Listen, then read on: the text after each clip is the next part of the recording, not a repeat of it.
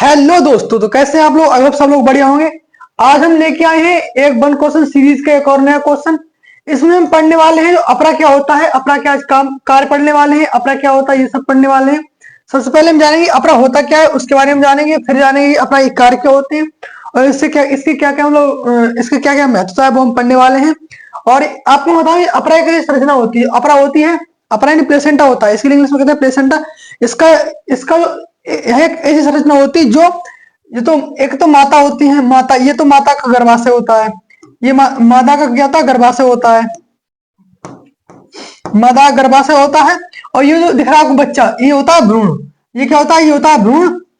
तो यह अपरा एक ये आपको दिख रहा है प्लेसेंटा, ये रेड दिख रहा है, ये क्या है, ये है प्लेसेंटा। ये प्लेसेंटा एक ऐसी संरचना है, ये कैसी, ये इसे कहते हैं अपरा। अपरा एक ऐसी संरचना है जो मतलब ऊतकों द्वारा बनी होती है और माता और मतलब भ्रूण दोनों के लिए कनेक्ट करके रखती है। और मतलब हमारे शरीर में सिर्फ यही एक संरचना है जो दो प्राणियों के लिए जोड़ने का काम करती है। हमारे शरीर में जो प्लेसेंटा होता है, जो अपरा होता है, यह ऐसी संरचना है जो दो प्राणियों को जोड़ने का क्या करता है, काम करता है। तो हम आज पढ़ने वाले हैं सबसे पहले अपरा होता क्या है, वो हम जानेंगे क्या होता है। देखो, तो इसमें लिखा है अपरा गर्भ में, जो अपरा होता है प्लेसेंटा है क्या, गर्भ में स्थित भ्रूण तथा मात्र, जो भ्रूण होता है और माता होती है, माता के ऊतकों के बीच कैसा अस्थायी अंतरंग और शारीरिक संरचनात्मक कार्य की क्या है, फिजिकली और स्ट्रक्चरली और फिजियोलॉजिकल क्या ये संबंध है, जो क्या करता है, जो भ्रूण की जीवन संबंधी मौलिक आवश्यकताओं का करता है, पूर्ति करता है। भ्रूण के लिए जीवित रहने के लिए, गर्भ में जीवित रहने के लिए जितनी मौलिक आवश्यकता होती है उन सब के लिए क्या करता है, पूर्ति करता है। ये क्या करता है, अपना जो होता है पूर्ति करता है भ्रूण के लिए, जैसे जैसे न्यूट्रिशन वगैरह है और उत्सर्जी पदार्थ वगैरह होता है, इसका सब बाहर निकालना क्या होता है, इसी मतलब अपराई द्वारा ही होता है। तो इसमें इसे हम पढ़ रहे हैं, इसे लिखा है उसके स्वास्थ्य, यानी उसके स्वास्थ्य की रक्षा करता है। किसके, जो भ्रूण होता है, जो गर्भाशय में बच्चा होता है, वो उसी क्या करता है, उसकी रक्षा करता है। एक अंतःस्रावी ग्रंथि की तरह क्या करता है, कार्य करता है। तो अंतःस्रावी ग्रंथि होती है उसकी तरह भी कार्य करता है, अपरा कहलाता है। क्या कहलाता है, अपरा कहलाता है। जो अपरा होता है ये क्या करता है, हार्मोन्स का भी क्या करता है, संश्लेषण करता है, निकालता है, हार्मोनों को भी निर्माण करता है, जिसके द्वारा क्या होता है, जो मतलब प्रसव के समय पर क्या करता है, ये मतलब प्रसव के समय पर अपरा द्वारा ही हार्मोन रिलीज होते हैं, फिर क्या होता है, प्रसवी क्रिया होती है। तो इसमें लिखा देखो, शरीर की एक ऐसी एकमात्र ऐसी संरचना है जो दो प्राणियों को क्या करती है, ऊतकों से मिलकर बनी होती है। शरीर की एक ऐसी संरचना है जो दो प्राणियों के ऊतकों से मिलकर बनी होती है। और हमारे शरीर में हमारे शरीर में एक ऐसी संरचना है जो दो प्राणियों को जोड़ने का काम करती है।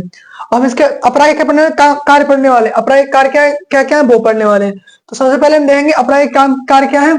कार्य अपरा विकसित होते हैं भ्रूण को क्या करता है, पोषण प्रदान करता है, ऑक्सीजन प्रदान करता है, यानी O2 और न्यूट्रिशन होते हैं वो क्या करता है, प्रदान करने का काम करता है अपरा। अपरा क्या करता है, उत्सर्जन में भी सहायक है। मैंने आपको बताया था उत्सर्जन में कैसे सहायक है, जैसे मतलब बच्चे में जितने उत्सर्जी पदार्थ बनेंगे वो सब क्या करें, विसरण क्रिया द्वारा, किसके द्वारा, विसरण की क्रिया द्वारा, विसरण के द्वारा क्या करते हैं, सब माता के रक्त में पहुंच जाते हैं और माता के रक्त से फिर बाहर निकल जाते हैं, माता के शरीर द्वारा बाहर निकल जाते हैं। अपरा में जो लिखा है, अपरा में स्रावित हार्मोन, जो हार्मोन्स होते हैं अपरा द्वारा जो स्रावित हार्मोन्स होते हैं उनसे होता है गर्भावस्था बनाए रखते हैं। क्या करते हैं, गर्भावस्था बनाए रखते हैं और शिशु जन्म में सहायता करते हैं। जब शिशु का जन्म होता है, जो डिलीवरी होती है, जब बच्चे की डिलीवरी होती है तो उस टाइम पे अपरा द्वारा कुछ हार्मोन ऐसे स्रावित होते हैं जो मतलब शिशु जन्म के लिए सहायक होते हैं। इसके बाद बात करते हैं किन किन रोगों में सहायता करता है, जैसे होता है चेचक होता है, चेचक है, खसरा है, डिप्थीरिया आदि रोगों के कहते हैं एंटीबॉडीज का, एंटीबॉडीज को भी अपरा द्वारा माता के रुद्र से भ्रूण में पहुंचता है। जो डिप्थीरिया होता है और खसरा होता है, चेचक होता है, इन सब के एंटीबॉडी होते हैं माता के रक्त से मतलब भ्रूण के रक्त में पहुंचते हैं। क्या एंटीबॉडी होते हैं माता रक्त से भ्रूण रक्त में पहुंचते हैं, जिससे इन रोगों से भ्रूण की क्या होती है, सुरक्षा होती है। जिससे इन रोग इससे क्या होता है, एंटीबॉडीज के द्वारा मतलब भ्रूण की क्या होती है, सुरक्षा होती है। इसके यही कारण है, अगर आपका क्वेश्चन आता है कि अपरा क्या है, अपरा एक कार्य क्या है, तो सबसे पहले हम देखेंगे अपरा एक डेफिनेशन लिखनी है कि ये भ्रूण में स्थित ऐसी संरचना है जो दूध के द्वारा बनी होती है और एकमात्र संरचना होती है जो मात्र हमारे दो शरीर के लिए जोड़ने का काम करती है। फिर इसके बाद लिख देंगे, कार्य लिख देंगे और लिखेंगे अंतःस्रावी ग्रंथि का काम करता है।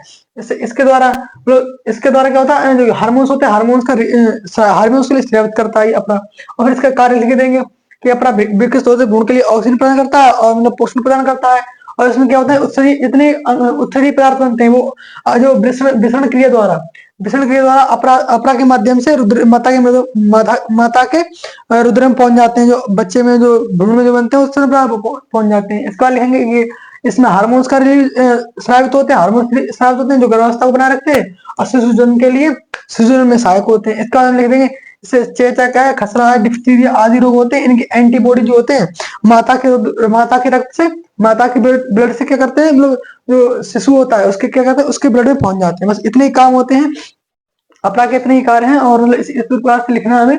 अगर आपको क्वेश्चन अच्छा लगा हो, हमारी क्वेश्चन सीरीज अच्छी लगती हो तो हमारे चैनल को लाइक सब्सक्राइब करें, वीडियो को लाइक करें। मिलते हैं किसी नए वीडियो में, तब तक के लिए धन्यवाद।